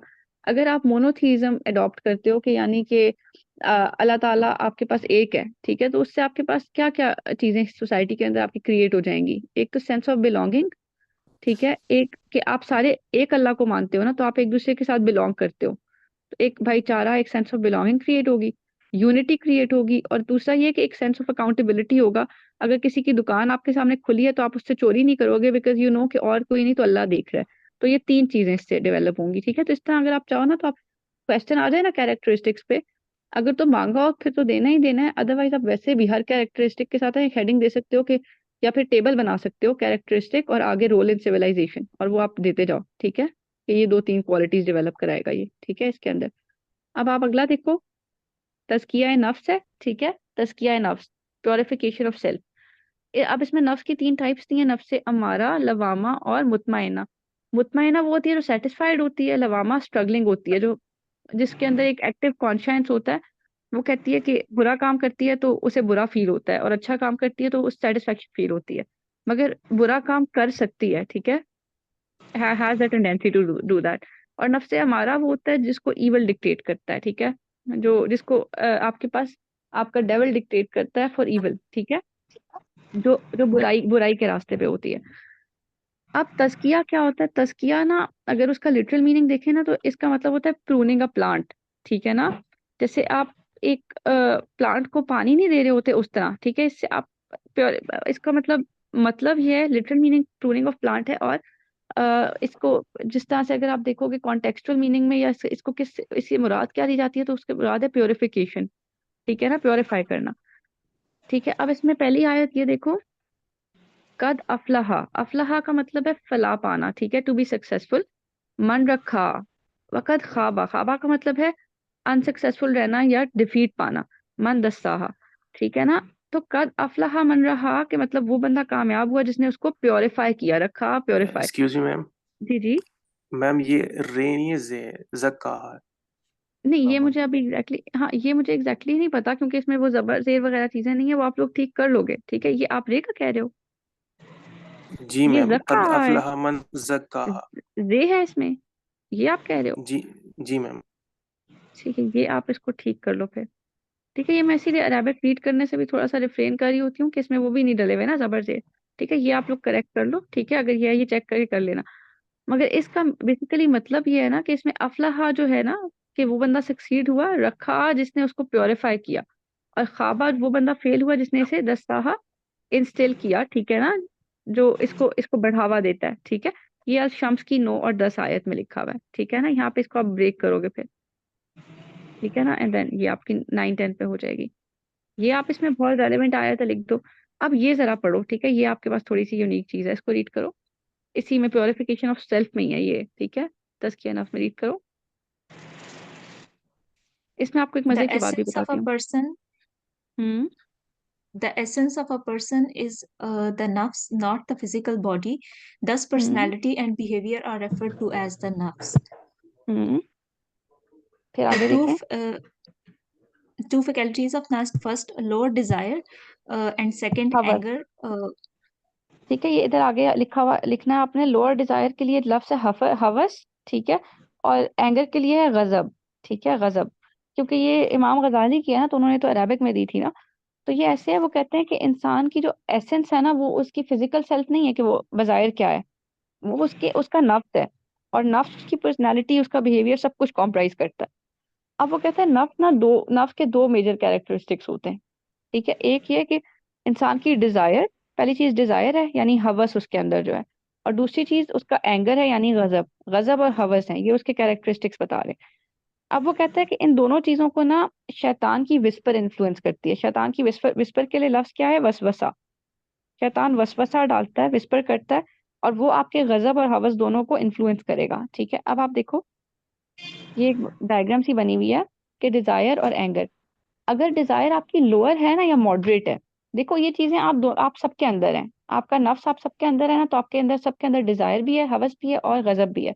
अगर आप उसको लोअर या मॉडरेट रखोगे ना, ठीक है, लोअर या मॉडरेट। इधर आप लोगों ने एक चीज और भी चेंज करनी है, ये भी उल्टा है, ठीक है, ये जो नीचे एक्सप्लेनेशन लिखी हुई है। अगर आप लोअर या मॉडरेट रखोगे तो आपके अंदर लव, जेनरोसिटी, कंपैशन, रिस्पेक्ट पैदा होगी। देखो, अगर हमारे अंदर से डिजायर खत्म हो जाए, आप लोग क्या अपने माँ बाप से प्यार करते हो? Yes. आपके माँ बाप अपने बच्चों से प्यार करते हैं ना? ठीक है। Yes. आप लोग जब व्हेन यू गेट मैरिड, ठीक है, आप एक इंसान के साथ पूरी जिंदगी गुजारते हो, ठीक है, out of that respect, out of the love that you have for that person. ठीक है। तो अगर आपके अंदर ये डिजायर का कंपोनेंट ही नहीं है, तो फिर तो आप ये चीजें भी डेवलप नहीं कर सकते ना। तो ये सब आप उसी की वजह से डेवलप करोगे, मगर जब वो मॉडरेट होगी, ये उल्टा लिखा है ना, ये आपको मैं बता रही हूँ। मगर जब वो एक्सेसिव होगी ना, तो आपके अंदर लस्ट, एक्सपेक्टेशंस, वाइल्डनेस, ठीक है, वाइल्डनेस, कोवर्डाइज, बैक बाइटिंग, ये चीजें, फ्रस्ट्रेशन डेवलप होती है। ठीक है ना, ये जो सारे गलत जज्बे हैं। इसी तरह एंगर अगर मॉडरेट होगी तो आप हम्बल भी होगे, जेंटल होगे, सेल्फ सेंस ऑफ ऑनर होगा, ठीक है, करेज होगा, कंटेंटमेंट होगी, कि मतलब आप सर उठा के चलोगे, आप खुद को ऑनर करोगे, सेल्फ रिस्पेक्ट होगी। ठीक है। साथ आप हम्बल भी होगे, ठीक है, और आपका ये होगा कि आपके अंदर एक जेंटलनेस होगी। मगर अगर आप एंगर बहुत एक्सेसिव होने देते हो ना, तो आप में फिर pride, rage, arrogance, antagonism, lying, harm, ये चीजें आ जाती हैं। ठीक है। तो ये बेसिकली आप लोगों ने इस तरह का ड्रॉ कर लेना है। ठीक है। अब वो कहता है कि जब नफ्स प्योरीफाई होती है ना, तो उसके बाद इंसान को अगला काम क्या करना चाहिए? आपने लेट्स सपोज इन दोनों को मॉडरेट कर दिया, ठीक है, आपने प्योरिफिकेशन कर दी। अब अगला काम आपको फौरन क्या करना चाहिए? अपने कल्ब को यानी हार्ट को क्लींस करना चाहिए। ठीक है। नेक्स्ट स्टेप क्या होगा, आगे का स्टेप भी बता दिया, ठीक है, उन्होंने। अब आप लोगों ने ये पढ़ लिया। अब इसी के अंदर डॉक्टर मुजम्मिल एक है, ठीक है, डॉक्टर मुजम्मिल इसमें कुछ सजेशंस देते हैं अपने रिसर्च पेपर में, ठीक है, कि कैसे किया जाए, प्योरिफिकेशन ऑफ नफ्स की कैसे जाए। ये तो हमने बता दिया ना कि प्योरीफाई किस किस चीज को करना है, इमाम गजाली ने ये बताया है ना। अब आपको डॉक्टर मुजम्मिल सजेशंस देते हैं कि वो किया कैसे जाए। पहले हमने पढ़ा नफ्स की टाइप्स और प्योरिफिकेशन का मतलब, फिर हमने पढ़ा कि उसमें क्या कंपोनेंट्स है जिनको करना है इमाम गजाली के मॉडल से, और अब हम डॉक्टर मुजम्मिल के सजेशंस पढ़ेंगे। वो देखो क्या है। ये बच्चे रिपेंटनेस, इसलिए डिटेल्ड है ना, जिक्र, देखो ये इसलिए डिटेल्ड है कि इस पे अलग से भी क्वेश्चन आ जाता है, ठीक है, नफ्स पे। अब आप देखो रिपेंटनेस, जिक्र, recitation of Quran, supplication, righteousness and charity. अब ये उर्दू वाले देखो, तौबा करनी है, ठीक है, ज्यादा से ज्यादा तौबा करनी है, ज्यादा से ज्यादा जिक्र करना है, उसके अलावा तिलावत करनी है, फिर दुआ मांगनी है, और सदका देना है बहुत ज्यादा, और तकवा इख्तियार करना है, राइटियस रहना है। ये 5 चीजें, तौबा, जिक्र, तिलावत, दुआ और सदका। ठीक है। अब नेक्स्ट चीज देखते हैं कि फिर नफ्से मुतमइन्ना, ये सब कर लिया हमने, नफ्से मुतमइन्ना एक्वायर कर ली, तो उसका रिवॉर्ड क्या है? तो ये आप लोगों के पास है ना, या ये तो नफ्सुल मुतमइन्ना इरजी इला रब्बिका राज़ियतुल मर्ज़िया फदखुली फी इबादी वदखुली जन्नती। ठीक है, ये आप लोगों के पास इसमें, ये आई थिंक सूरह फजर की आयत है ना। हाँ, ये आपके पास यहाँ पे आ जाता है। ठीक है। और ये short soul return to your Lord well pleased and pleasing, ठीक है, and enter among my righteous servants and enter my paradise. ठीक है ना, कि ए मुतमइन नफ्स, ए नफ्स मुतमइन्ना, ठीक है, अपने खुदा के पास आ जाओ, ठीक है, आप उससे राजी, वो आपसे राजी, और अब आप उसके राइटियस बंदों में दाखिल हो जाओ जन्नत के अंदर। ठीक है ना, तो ये आपके पास बहुत बहुत रेलिवेंट आयत है उसके रिवॉर्ड को बताने के लिए। आगे एक्सप्लेन आप थोड़ा कर दोगे। अब इसका रोल क्या है सिविलाइजेशन में, पढ़ो। Kindness, charity, piety and sense of accountability. No no क्या करें समझ आ रही है. एक सेकंड में देखती हूँ। नो ये कंजम्पशन है एंड यूनिटी. बच्चे, No competition. ये है no crime, no crime, no crime, crime नहीं होगा ना, ठीक है, no crime, no competition, unity. No corruption, no crime, no corruption, unity. ठीक है। ये चीजें सोसाइटी से खत्म हो जाएंगी अगर सारों का जो है वो नफ्स प्योरीफाई हो जाए। चैरिटी देंगे, काइंड रहेंगे एक दूसरे के साथ, पार्टी इख्तियार करेंगे, अकाउंटेबल, एक सेंस ऑफ अकाउंटेबिलिटी होगा कि अल्लाह ताला देख रहे हैं। और ये सब कुछ, मतलब आप मॉरल लेस देखो, ये सारी चीजों में सब कुछ एक जैसी चीजें आएंगी, मगर आप ये लिख दोगे तो आपका क्वेश्चन बाकियों से स्टैंड आउट करेगा। देन अगली चीज क्या है? एक्सीलेंस इन फेथ, एहसान। एहसान, हाँ, अब आप इसको देखो। हाँ, ये इधर से पढ़ो। रोल इन सिविलाइजेशन, जस्टिस, नहीं, ये नो, देखो ना, एहसान के नीचे ना। हाईएस्ट डिग्री ऑफ फेथ, इस्लाम, ये फेथ का, ईमान ईमान, और एहसान, ये आप लोगों ने ड्रॉ करना है, ठीक है। देखो, सबसे पहली डिग्री आपकी होती है इस्लाम, कि आप इस्लाम ले आए, वो हम सब लेके आते हैं ना। फिर होता है कि आप ईमान ले आओ, ठीक है। वो आपकी ना थोड़ी उससे बड़ी डिग्री है, ठीक है। देखो, इस्लाम लाने में और ईमान में फर्क है। ईमान उससे बहुत ज्यादा इंटेंस चीज है। और फिर जब एक चीज होती है उसके बाद एहसान, ठीक है। एक्सीलेंस एंड फेथ, ये सबसे हाईएस्ट डिग्री है, ठीक है। जो ये एक्वायर करते हैं वो सबसे हाईएस्ट डिग्री ऑफ फेथ पे होते हैं, तो ये मैंने इसलिए ड्रॉ किया हुआ है, ठीक है। अब आप आगे देखो, ये महमूद अयूब है ना आपके पास, ठीक है। इन्होंने इसकी एक डेफिनेशन, इसके बारे में एक बात लिखी है, जरा पढ़ो। ये is the external dimension of Islam, while Ihsan is the inner dimension.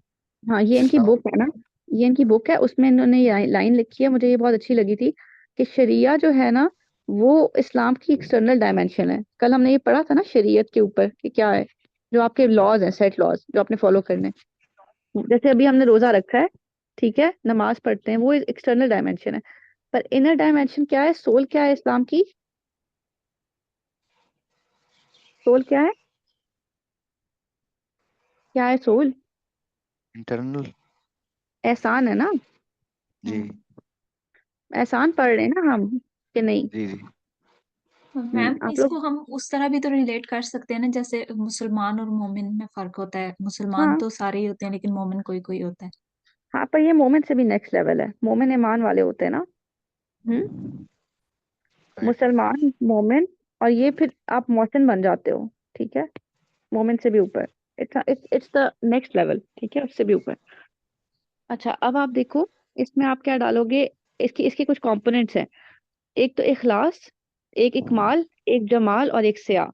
इखलास मतलब सिंसेरिटी, इकमाल मतलब कंप्लीटनेस, जमाल मतलब टेस्टफुलनेस, और एक करेक्टनेस मतलब सिया, ठीक है। सिया मतलब सही से निकला है ना, करेक्ट। मतलब आपका करेक्ट फेथ हो, करेक्ट ईमान हो, ठीक है। आप जो भी काम कर रहे हो उसमें आप जमाल के साथ, खूबसूरती के साथ परफॉर्म करो। देखो, नमाज हम सब पढ़ते हैं, पर क्या हम सबकी नमाज जमाल से परफॉर्म होती है, खूबसूरती से? फिर सबकी नमाज करेक्ट, उस ड्यू करेक्टनेस और सिया से परफॉर्म होती है? फिर कंप्लीटनेस, कि आप जो अमल करो वो कंप्लीट हो, इकमाल हो, ठीक है। जैसे अब कोई बंदा है, वो कुछ अपनी मर्जी की टीचिंग्स अडॉप्ट कर ले और कुछ ना करे, तो वो फिर एक इकमाल नहीं है ना, ठीक है। कि आपने वो भी अडॉप्ट करना है जो आपको पसंद है, और वो भी करना है जो नहीं पसंद। और इखलास क्या है? सिंसेरिटी हो गई, ठीक है। कि आपके अंदर वो ड्यू सिंसेरिटी भी हो आपके दिल में। Got it? सारा समझ आ गया? यस मैम, ओके, हो गया। देन ये आपके पास आयत है, इसमें हल जज़ाल एहसानी इल्लल एहसान, ये तो आप सबने पढ़ी भी होगी, कि एहसान के लिए कोई रिवॉर्ड नहीं है एक्सेप्ट एहसान। आप एहसान करोगे, आपके साथ एहसान किया जाएगा। इसका रोल इन सिविलाइजेशन तकरीबन वही है, charity, kindness, unity, forgiveness, tolerance, को एग्जिस्टेंस, ठीक है। गुड इमेज एस्टैब्लिश होगी। अब नेक्स्ट पढ़ो, फोर्थ क्या है, फोर्थ कैरेक्टरिस्टिक? इक्वालिटी, हम्म। वलकद करमना बनी आदम, verily we have honored all all children ना, of इसमें Adam. आदम, इसमें ऑल जो है ना वो इम्पोर्टेंट है। ये सूरह इसरा की है, ठीक है। कि हमने अपने सब बंदों के ऊपर करम किया, तो ये इक्वालिटी शो करता है ना, कि सबको जो है वो अल्लाह ताला बराबर लाके खड़ा कर रहे हैं। फिर ये देखो, the noblest of you in the site of Allah is the best of conduct, कि जो बहुत सबसे मुत्तकी है वो नोबलेस्ट है, ठीक है। तो आपके पास और कोई भी क्राइटेरिया नहीं है किसी को दूसरे पे सुपीरियर कहने का। फिर रोल एंड सिविलाइजेशन देख लिया। फिर अगला क्या है इक्वालिटी के बाद? इक्वालिटी के बाद अगला क्या है? Justice, social justice. जस्टिस में और सोशल जस्टिस में फर्क है, ठीक है। ये इक्विटी है, सोशल जस्टिस ना इक्विटी के का सिनोनिम होता है। आप लोग इक्वालिटी और इक्विटी का फर्क समझते हो? Yes. सब समझते हो, किसी को ना पता हो?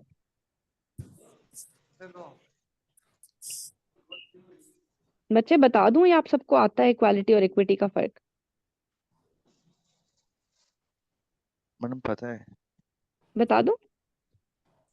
बता दें मैम, कोई मसला नहीं। अच्छा, ये देखो, अगर आप लोग ऐसे देखो, आप लोगों ने वो एक पिक्चर भी देखी होगी यस मैम। कि हाँ, दो दो लोग खड़े डिफरेंट होते हैं। स्पोर्ट्स के ऊपर। हाँ हाँ, मतलब समझो एक बंदा यहाँ से रेस शुरू करता है, ठीक है, एक बंदा यहाँ से रेस शुरू करता है और एक बंदा यहाँ से रेस शुरू करता है, ठीक है, और दोनों ने यहाँ पहुंचना है, तो क्या ये इक्वालिटी है? नो। और अगर दोनों यहाँ से शुरू कर रहे हैं तो ये क्या है? इक्वालिटी। इक्वालिटी। मगर अगर मैं कहूँ कि ये बंदा जो है ये नॉर्मल है और ये अपाहिज है, ये अपाहिज है, ठीक है, यस। तो मैंने इसको थोड़ा आगे खड़ा कर दिया, तो अब ये चीज इक्विटी बन जाएगी ना, कि इक्वालिटी यस। नहीं है, मगर हमने ये फैक्टर देखा कि दूसरा कमजोर है, स्लो भागेगा, तो मैंने इक्विटी इंश्योर कराने के लिए उसको आगे खड़ा कर दिया, ठीक है, यस। तो ये इक्विटी होती है। तो इक्विटी भी इस्लाम में हमें बताई गई है कि नीड बेस्ड प्रोविजन, ठीक है, लोगों को उनकी नीड्स के मुताबिक रिसोर्सेज दी जाएं, ठीक है, इससे क्या होगा? क्लास डिफरेंस खत्म होगा, ठीक है, वेल्थ अकोमोलेट नहीं होगी, क्राइम कम होगा, जाहिर बात है, लोगों को चीजें मिल रही होंगी तो वो क्यों क्राइम करेंगे, ठीक है। देन जस्टिस या रूल ऑफ लॉ, ठीक है, ये इसमें एक आयत लिखी हुई है कि ट्रूथ को छुपाओ नहीं, ठीक है, कभी भी, और उसको फॉल्सहुड के साथ मिक्स मत करो। इसके भी आप देख लें कि जब जस्टिस होगा तो क्राइम खत्म हो जाएगा और गवर्नमेंट में ट्रस्ट बढ़ जाएगा। फिर टॉलरेंस है, टॉलरेंस तो आपको अभी वो ला इकराह फिद्दीन, देयर इज नो कंपल्जन इन दीन, 256 अभी बताई थी ना, जहां भी टॉलरेंस, माइनॉरिटी राइट्स, इस तरह की बात आए ना, तो वहां पे ये डालना है, ठीक है, ला इकराह फिद्दीन। And where were it not, ये वाली आयत मुझे बहुत पसंद थी, ठीक है, ये सूरह हज की 40 आयत है कि अगर ऐसा ना होता कि अल्लाह लोगों को एक दूसरे के थ्रू चेक करता, तो हर जगह पे ना मोनास्ट्रीज, चर्चेस, साइनागॉग्स, मॉस्क जो है वो टूटे पड़े होते, जहाँ पे अल्लाह का नाम सबसे ज्यादा लिया जाता है, ठीक है, सारी रिलीजियस जो प्लेसेस हैं उनको तोड़ फोड़ दिया जाता, ठीक है। तो अब आप ये देखो कि यहाँ पे एक आप लोगों को हिंदू टेम्पल याद है इस्लामाबाद में, जिसके ऊपर बड़ा रेज था, Yes, ma'am. तो क्या अल्लाह ताला ये पसंद करेंगे ला इकराह फिद्दीन कहने के बाद? देखो यहाँ पे उन्होंने मोनेस्ट्रीज की भी बात की है, चर्चेस की भी, साइनागॉग्स की भी, मॉस्क्स की भी, ठीक है, और आप ये देख सकते हो कि मोनेस्ट्रीज जो है उससे शुरू किया, देन ईसाइयों की चर्च है, देन यहूदियों की साइनागॉग्स हैं, सबसे आखिर में मस्जिद का नाम लिखा गया है, ठीक है, यस। कि उनकी उनकी उनकी जो आपके पास सैंक्टिटी है वो उस मस्जिद से भी पहले सबकी लिखी गई है, ठीक है, तो ये बहुत मुझे इसलिए आयत अच्छी लगती थी और मैं मेंशन भी करती होती थी इसमें हमेशा क्वेश्चन में कि mask is mentioned after these, ठीक है। फिर ये आपके पास एक टॉनी ब्लेयर का कोटेशन है, क्या है? Tolerance is the defying characteristic of Islam, western quotation है। देन आपने रोल एंड सिविलाइजेशन देख लिया इसका, फिर मॉरल वैल्यूज पे आ जाओ। मॉरल वैल्यूज का ये टेबल बना हुआ है, ठीक है, हर वैल्यू का नाम लिखा हुआ है और आगे उसकी सिग्निफिकेंस लिखी हुई है या उसका रोल इन सिविलाइजेशन, ठीक है, ये सारी मॉरल वैल्यूज हैं आपकी, ठीक है ना। इसमें ये एक आपने हदीस भी देख लेनी है मॉडरेशन के ऊपर, ठीक है, काइंडनेस, जस्टिस, ट्रूथफुलनेस, पाइटी, ब्रदरहुड, ये आपकी मॉरल वैल्यूज आ गई सारी, ठीक है।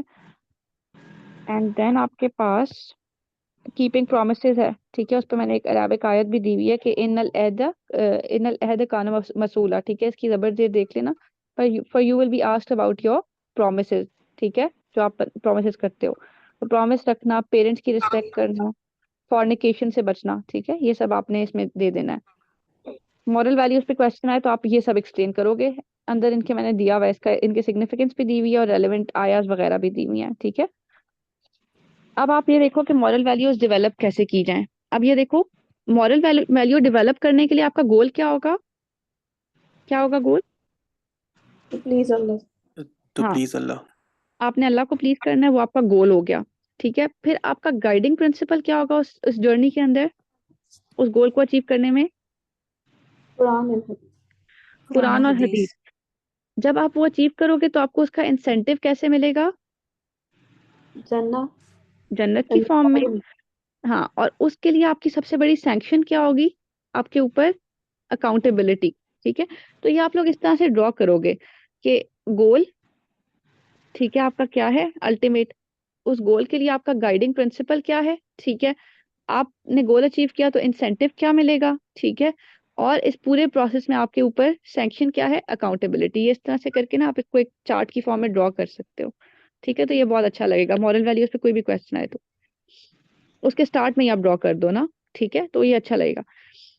फिर आपके पास एक मल्टी फेथ सोसाइटी में को एग्जिस्टेंस की क्या इंपॉर्टेंस है, ठीक है। जैसे पाकिस्तान तो चलो, उसमें तो पाकिस्तान में तो सिर्फ 80,000 हिंदूज हैं, ठीक है, और आई थिंक आपके पास कुछ कुछ लाख क्रिश्चियंस होंगे, ठीक है, मेजोरिटी हम एक मुस्लिम स्टेट है।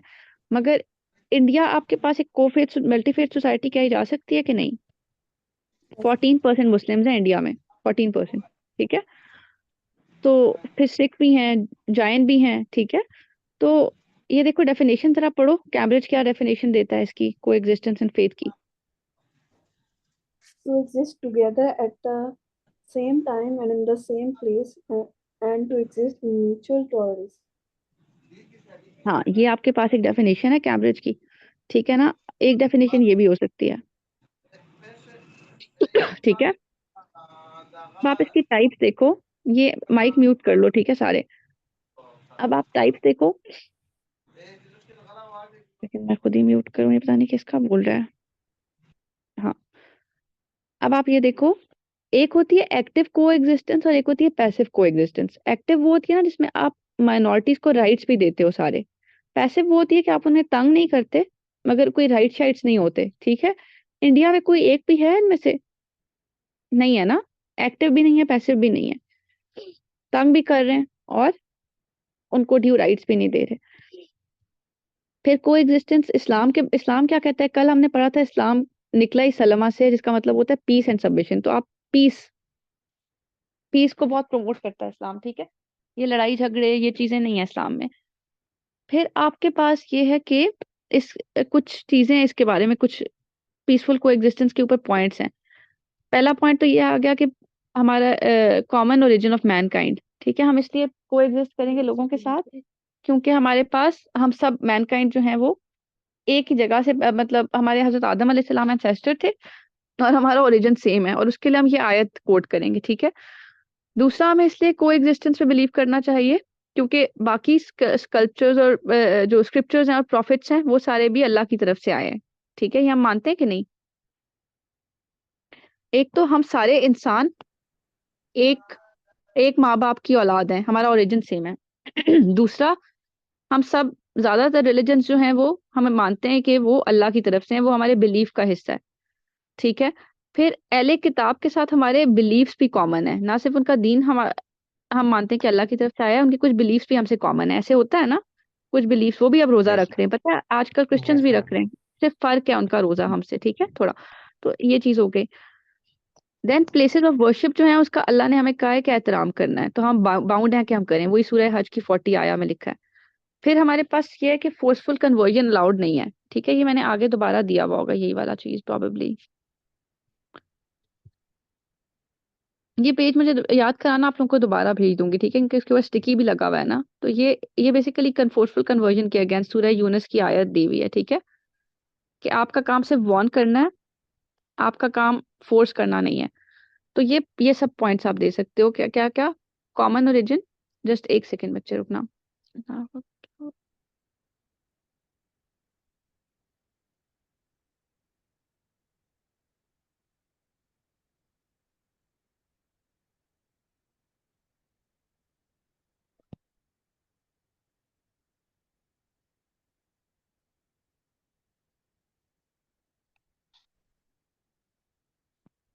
अच्छा, अब आप लोग सुनो। देखो, पहली पहली चीज आपके पास को एग्जिस्टेंस की ये आती है कि हम सारे एक माँ बाप की औलाद हैं। दूसरा, हम बिलीफ रखते हैं बाकी दिनों के ऊपर भी, ठीक है। तीसरा, हमारे कुछ शेयर्ड बिलीफ्स हैं। चौथा, हमें वर्शिप वाली प्लेसेस की सैंक्टिटी का ख्याल करना है, हम बाउंड हैं, हमें अल्लाह ने कहा है, हमें अलाउड नहीं है फोर्सफुली कन्वर्ट करना। एंड देन वसात्या, वसात्या का मतलब होता है मॉडरेशन, ठीक है ना, कि एक बैलेंस। किस चीज के बीच में बैलेंस? राइट्स और ड्यूटीज, हमारे राइट्स जो हैं और हमारी ड्यूटीज, हकूक अल्लाह और हकूक इबाद के बीच में, ओवर इंटेलिजेंस और अंडर इंटेलिजेंस के बीच में, रिलीजियस ड्यूटीज और ओवर रिलीजियोसिटी के बीच में, वॉर और पीस के बीच में, प्रैक्टिस और प्रीचिंग के बीच में। मतलब इनमें से कोई भी एक चीज आप ना करते रहो और दूसरा बिल्कुल छोड़ ना दो, ठीक है ना, ये सब समझ रहे हो ना आप लोग।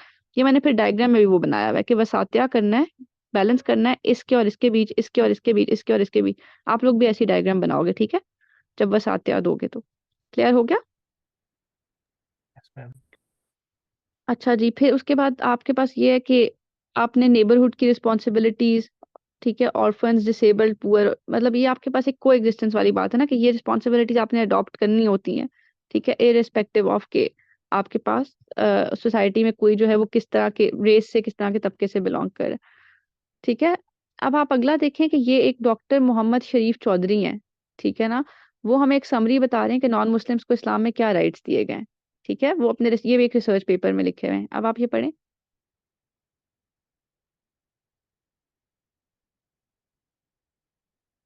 सिर्फ हाईलाइटेड पढ़ लो। जी मैम।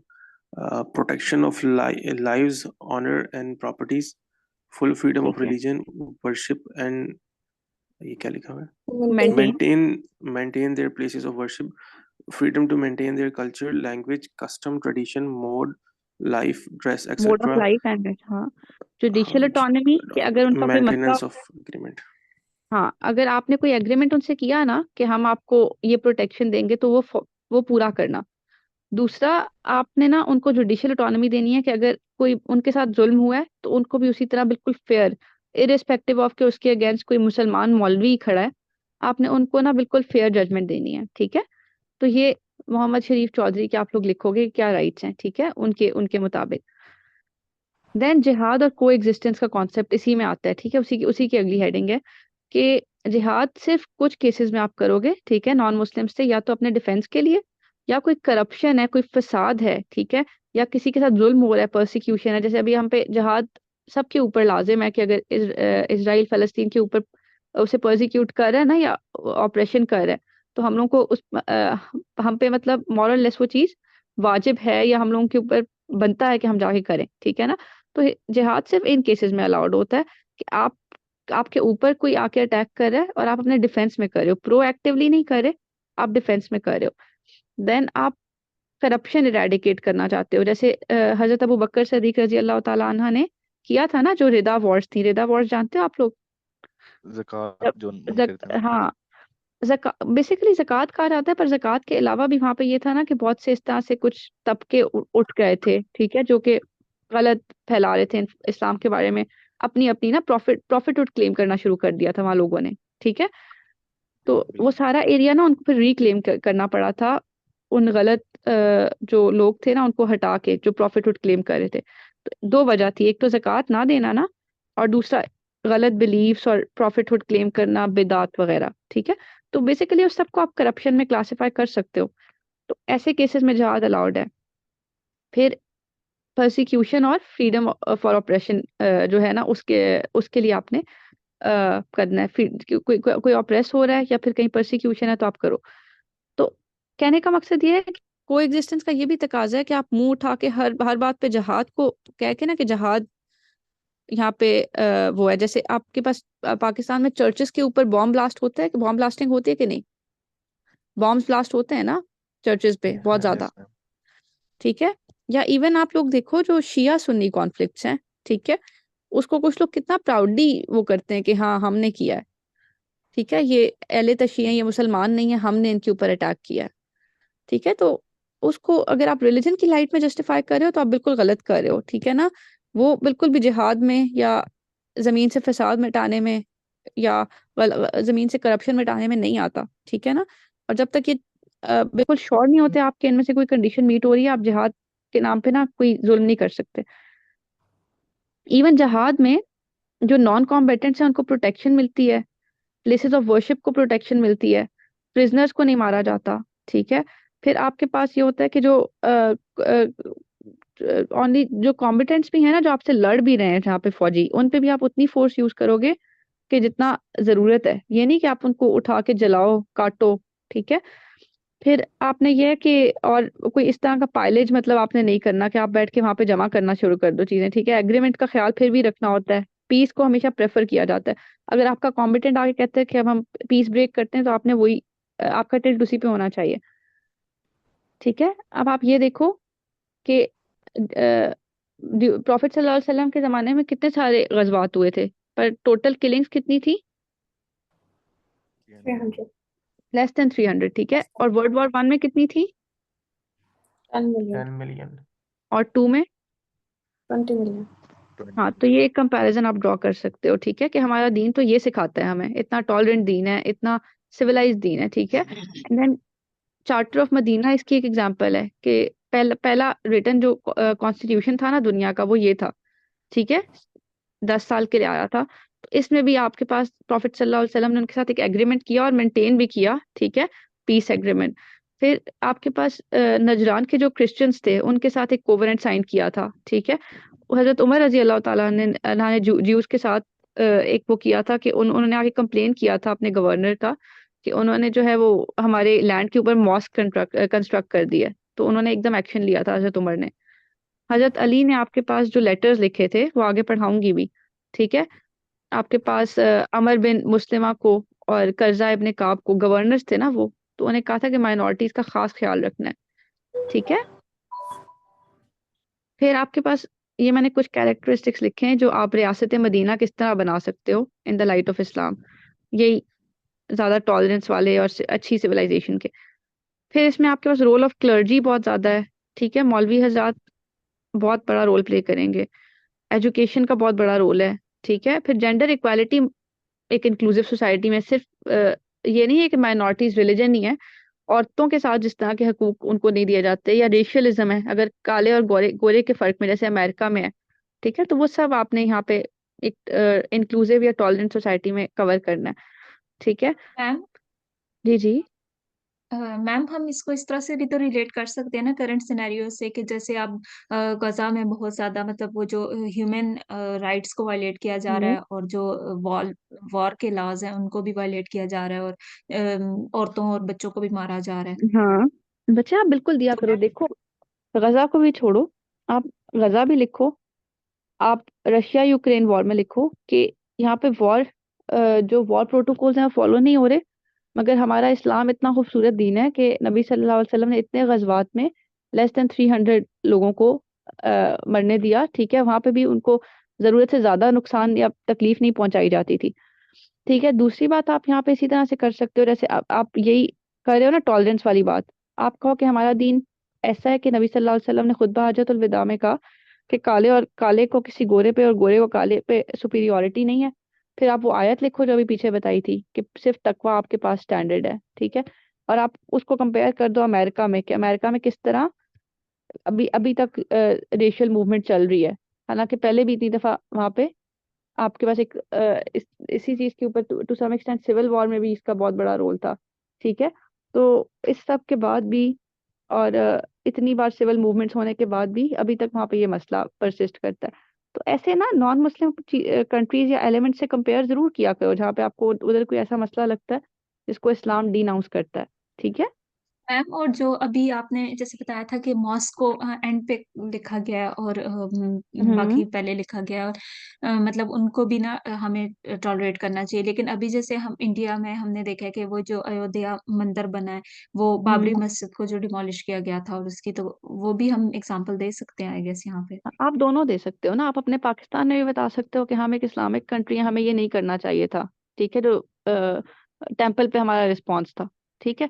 और उसी तरह आपने इंडिया का भी बताना है कि इंडिया में मुसलमानों के साथ चीज हो रहा है ये बिल्कुल गलत है और हमारा इस्लाम इतना खूबसूरत दीन है कि वो इस चीज को डिनाउंस करता है, ठीक है। ये अब आपकी अपनी कैपेबिलिटी होती है कि आप कितना केस स्टडीज को इनकॉर्पोरेट करते हो यहाँ पे, उतना ही आपका फिर स्कोर अच्छा आ जाएगा, ठीक है।